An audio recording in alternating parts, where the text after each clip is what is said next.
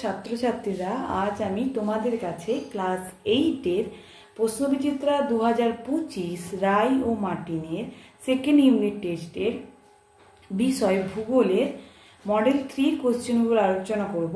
একে আছে দেখো, পৃথিবীর সব থেকে বেশি সংখ্যক স্থানীয় বায়ুর প্রভাব দেখা যায়। এ প্রশান্ত মহাসাগর, বি আটলান্টিক মহাসাগর, সি ভূমধ্যসাগর সন্নিহিত অঞ্চলে। উত্তর হবে বি আটলান্টিক মহাসাগর। দুয়ের দাগে, নাতিশীতোষ্ণ মণ্ডলে গরমকালের শুরুতে এ ঘূর্ণবাদ, বি পরিচলন, সি শৈলক্ষে বৃষ্টিপাত হতে দেখা যায়। উত্তর হবে এ ঘূর্ণবাদ। তিনের দাগে, ক্রান্তীয় ঘূর্ণবাদ বঙ্গোপসাগরে A hurricane, B typhoon, C cyclone নামে পরিচিত। উত্তর হবে সি সাইক্লোন নামে পরিচিত। চারের দাগে, মার্কিন যুক্তরাষ্ট্রের বৃহত্তম লৌহ ও ইস্পাত কেন্দ্র হলো A Chicago Gary, B Detroit, C Duluth. উত্তর হবে এ শিকাগো গ্যারি। পাঁচের দাগে, পৃথিবীর উচ্চতম জলপ্রপাত হলো A Angel, B Niagara, C Victoria. উত্তর হবে এ অ্যাঞ্জেল। ছয়ের দাগে, শীতকালীন প্রবল তুষারপাত A taiga, B tundra, C শীতল নাতিশীতোষ্ণ মহাদেশীয় জলবায়ুর বৈশিষ্ট্য। উত্তর হবে বি তুন্দ্রা।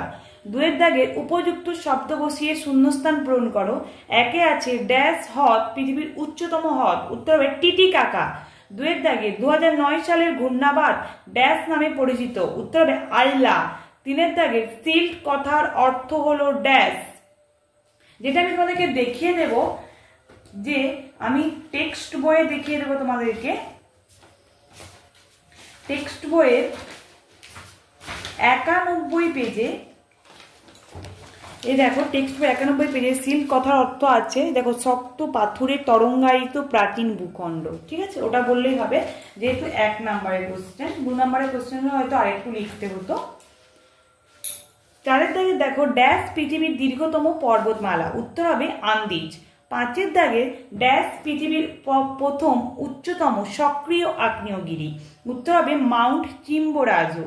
ড্যাশ রাজ্যে আমেরিকা যুক্তরাষ্ট্রের মধ্যে সর্বাধিক গম উৎপন্ন হয়। উত্তর হবে ডাকোটা। তিনের দাগে, 2-1 কথায় উত্তর দাও। একে আছে, কোন মেঘে বজ্র বিদ্যুৎ সহ বৃষ্টিপাত হয়। উত্তর হবে কিউমুলোনিম্বাস। দুয়ের দাগের আছে দেখো, অধঃক্ষেপণ কি, যেটা আমি তোমাদেরকে দেখিয়ে দেব। টেক্সট বইয়ের পেজ নম্বর 46-এ দেখো অধঃক্ষেপণ কাকে বলে, যেটাকে দেয়া আছে টেক্সট বইয়ে। অবশ্যই তোমরা মুখস্থ করে নেবে। তিনের দাগে আছে, উত্তর আমেরিকার দীর্ঘতম নদীর নাম কি। উত্তর হবে মিসিসিপি, মিসৌরি। চারের দাগের, মেঘের জলকণাগুলোর ব্যাস কত। উত্তর হবে 0.02 মিমি। পাঁচের দাগের, কোন জলবায়ু অঞ্চলে কোনো ঋতু পরিবর্তন হয় না। উত্তর হবে নিরক্ষীয়। ছয়ের দাগের, এস্টেন্সিয়া কি, যেটা আমি তোমাদেরকে বলে দেবো। দেখো, যেটা আমি তোমাকে দেখিয়ে দেবো, রায় মার্টিনের সহায়িকাতে পেজ নাম্বার 351-তে 5-এর দাগের এই এস্টেন্সিয়া কাকে বলে আছে, যেটা তোমরা অবশ্যই মুখস্থ করে নেবে। ঠিক আছে, তারপরে দেখো, 4-এর দাগের ক স্তম্ভের সঙ্গে খ স্তম্ভের মিল করতে বলেছে। একে আছে বাফেলো, যার সঙ্গে মিল হবে বৃহত্তম ময়দা শিল্প কেন্দ্র। 2-এ আছে শিকাগো, তার সঙ্গে মিল হবে পৃথিবীর কসাইখানা। 3-এ আছে গ্যারি, তার সঙ্গে মিল হবে লৌহ ইস্পাত শিল্পের রাজধানী। 4-এ আছে ডেট্রয়েট, যার সঙ্গে মিল হবে বৃহত্তম মোটরগাড়ি নির্মাণ কেন্দ্র। 5-এ আছে উইসকনসিন, যার সঙ্গে মিল হবে ডেয়ারি শিল্পের প্রধান কেন্দ্র। 5-এর থেকে নিচের প্রশ্নগুলির উত্তর দাও। একে আছে পঞ্চহ্রদের নাম কি, যেটা আমি তোমাদেরকে বলে দেব। উত্তর হবে সুপিরিয়র, মিশিগান, হুরন, ইরি ও অন্টারি। তারপরে দেখো, 2-এর দাগের আছে কোরিওলিস বল কি, যেটা দেখিয়ে দেবো টেক্সট বইয়ের পেজ নাম্বার 33-এর। এই যে কোরিওলিস বল কাকে বলে, এখান থেকে এতটা পর্যন্ত মুখস্থ করলেই হবে। তারপর দেখো, 3-এ আছে, কোন অরণ্যকে এবং কেন পৃথিবীর ফুসফুস বলা হয়। তোমাদেরকে দেখিয়ে দেব টেক্সট বইয়ের পেজ নাম্বার 104-এ।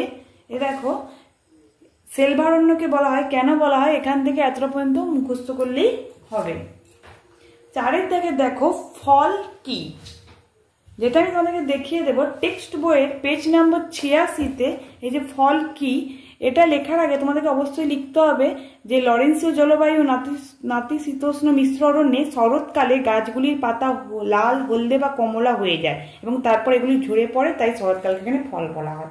এটা লেখার আগে অবশ্যই তার কিন্তু জলবায়ু আর উদ্ভিদের নামটা কিন্তু তোমাদেরকে উল্লেখ করতে হবে, ঠিক আছে। তারপরে দেখো 6 থেকে আছে যে কোনো 3টি প্রশ্নের উত্তর দাও। একে আছে মৃত্যু উপত্যকা কাকে বলে। দেখো টেক্সট বইয়ে পেজ নাম্বার 81-তে যে মৃত্যু উপত্যকা কাকে বলে এখানে আছে, এটা অবশ্যই তোমরা কিন্তু মুখস্থ করে নেবে, ঠিক আছে। তারপরে 2 দাগে দেখো ক্যাটাবেটিক বায়ু কাকে বলে, যেটা আমি তোমাদেরকে দেখিয়ে দেবো। টেক্সট বইয়ের পেজ নাম্বার 40-এ এই যে ক্যাটাবেটিক বায়ু কাকে বলে আছে দেখো, এখান থেকে এতটা পর্যন্ত মুখস্থ করলেই হবে, অবশ্যই তোমরা কিন্তু মুখস্থ করে নেবে।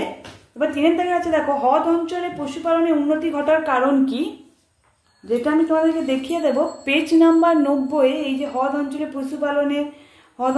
পশুপালনের হচ্ছে উন্নতির কারণ, এই যে এইগুলোকেই 1-এর দাগ, 2-এর দাগ, 3-এর দাগ, 4-এর দাগ, এগুলোকেই 1 নম্বর, 2 নম্বর, 3 নম্বর, 4 নম্বর এরকম করে প্রত্যেকটা পয়েন্ট করে লিখলেই হবে। অবশ্যই এগুলো কিন্তু তোমরা মুখস্থ করে নেবে, ঠিক আছে। তারপর 4-এর দাগে আছে দেখো দক্ষিণ আমেরিকার মধ্যভাগের বিশাল সমভূমি অঞ্চল বিভিন্ন নদী অববাহিকায় কি কি নামে পরিচিত। দেখো টেক্সট বইয়ের পেজ নাম্বার 97 এই যে কি কি নামে পরিচিত এখানে আছে। ওরিনাকো নদীর অববাহিকায় ল্যান্ডস সমভূমি, আমাজন নদীর অববাহিকায় সেলভা সমভূমি, প্যারাগোয় নদীর অববাহিকায় গ্রানচোকা সমভূমি, লা প্লাটা নদীর অববাহিকা পম্পা সমভূমি, এগুলো মুখস্থ করলেই হবে, ঠিক আছে। 7-এর দাগের 1-এ আছে দেখো কানাডার সিল্ট অঞ্চলে শিল্প উন্নতির কারণ কি, যেটা আমি দেখিয়ে দেবো পেজ নাম্বার 307-এ রায়মার্টিনের সৈগাদে এই যে কানাডার সিল্ট অঞ্চলে শিল্পোন্নতি লাভের কারণ কি, এই যে 1-এর দাগ, 2-এর দাগ, এপাশে দেখো 3, 4, 5, 6 আছে, এই পয়েন্টগুলো মুখস্থ করলেই হবে, ঠিক আছে। তারপরে দেখো 2-এর দাগের আছে উত্তর আমেরিকা মহাদেশের জলবায়ুর বৈচিত্র্যের কারণ কি, যেটা আমি তোমাদেরকে দেখিয়ে দেবো যে টেক্সট বইয়ের পেজ নাম্বার 85-তে যে উত্তর আমেরিকার জলবায়ু বৈচিত্র্যের কারণ অক্ষাংশগত কারণ বলে এটা তোমাদেরকে লিখতে হবে, সমুদ্র স্রোত পয়েন্ট দিয়ে এটা লিখতে হবে। 3-এর দাগের পয়েন্ট দিয়ে বায়ুপ্রবাহ লিখে এই বর্ণনা করতে হবে। 4-এর দাগের পর্বতের অবস্থান দিয়ে এটা বর্ণনা করতে হবে, এগুলো লিখলেই হবে, ঠিক আছে। তারপরে দেখো 3-এর দাগ আছে বিভিন্ন প্রকার বৃষ্টিপাতের বর্ণনা দাও। এই যে এখানে বৃষ্টিপাতগুলো বর্ণনা হয়েছে, পরিচলন বৃষ্টিপাত এটা তো অবশ্যই লিখতে হবে, সাথে এই ছবিটাও দিতে হবে। আবার শৈরক্ষেপ বৃষ্টিপাত এটাও লিখতে হবে, সঙ্গে ছবিটা তো অবশ্যই দিতে হবে। আবার সাথে এই যে ঘূর্ণপাত বৃষ্টিপাতটাও লিখতে হবে, সঙ্গে কিন্তু এই ছবিটা অবশ্যই দিতে হবে। তো 4-এর দাগে আছে দেখো উদ্ভিদের নাম সহ দক্ষিণ আমেরিকা মহাদেশের জলবায়ু অঞ্চলগুলির নাম লেখো। এই দেখো টেক্সট বইয়ে পেজ নাম্বার 102-এ এই যে শুধু নিরক্ষীয় জলবায়ু ও চিরহরিৎ সেলভারণ্য, সাবান্না জলবায়ু এবং সাবান্না তৃণভূমি ও পর্ণমোচী উদ্ভিদ, মানে শুধু এইগুলো লিখলেই হবে। এছাড়া কিন্তু এটা বর্ণনা করার কথা বলেনি, শুধু নাম লিখতে বলেছে, তাই এগুলো লিখলেই হবে। অবশ্যই তোমরা কিন্তু মুখস্থ করে নেবে। তোমাদের যদি আমার এই চ্যানেলটা ভালো লেগে থাকে অবশ্যই লাইক, কমেন্ট আর বেশি বেশি করে শেয়ার করে দেবে, যাতে অন্যান্য বন্ধুদেরও দেখতে সুবিধা হয় এবং পড়তে সুবিধা হয়। আমার ভিডিওগুলো আগে পাওয়ার জন্য অবশ্যই একটা সাবস্ক্রাইব করে রাখবে। ধন্যবাদ।